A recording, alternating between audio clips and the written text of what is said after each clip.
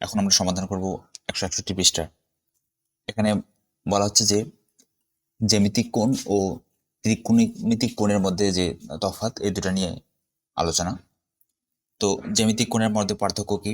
জ্যামিতিক কোণ হচ্ছে সবসময় ধনাত্মক বিবেচনা করা হয় এবং এই কোণটার পরিমাপ 0 ডিগ্রি থেকে সর্বোচ্চ 360 ডিগ্রি পর্যন্ত এর মধ্যে সীমাবদ্ধ। এই দুটো হচ্ছে জ্যামিতিক কোণের বৈশিষ্ট্য।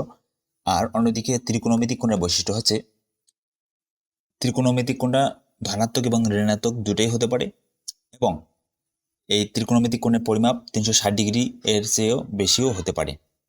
এই দুটোই হচ্ছে ত্রিকোণমিতিক এবং জ্যামিতিক কোণের মধ্যে পার্থক্য। এখন আমাদেরকে একটা একক কাজ দেওয়া হয়েছে। এখানে বলা হচ্ছে যে নিচের খালি জায়গায় 120 ডিগ্রি এর একটি জ্যামিতিক কোণ আঁকো। একই পরিমাপের একটি ধনাত্মক ও একটি ঋণাত্মক ত্রিকোণমিতিক কোণ আঁকো। তো দেখেন আমরা কোণ দুটো তৈরি করে নিয়েছি, তিনটা। এই হচ্ছে 120 ডিগ্রির জ্যামিতিক কোণ।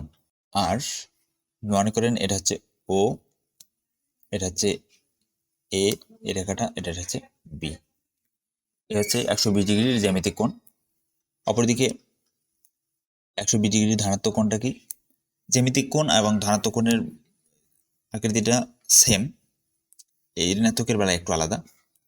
তো আমরা জানি ধনাত্মক কোণ কি, ত্রিকোণমিতিকে ধনাত্মক কোণ হচ্ছে কি, যেটা হচ্ছে ঘড়ির কাঁটার বিপরীত দিকে ঘুরে।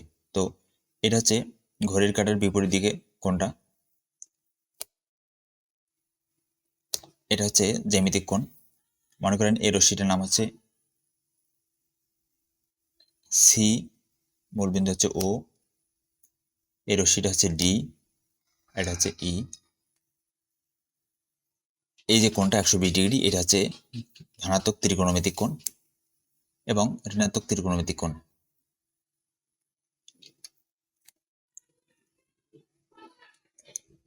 মনে করেন এটা হচ্ছে ও বিন্দু,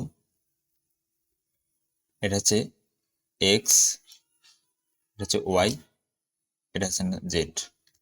এই যে ঘড়ির কাঁটার দিকে যে কোণটা, এটাই হচ্ছে ঋণাত্মক ত্রিকোণমিতিক কোণ, মাইনাস।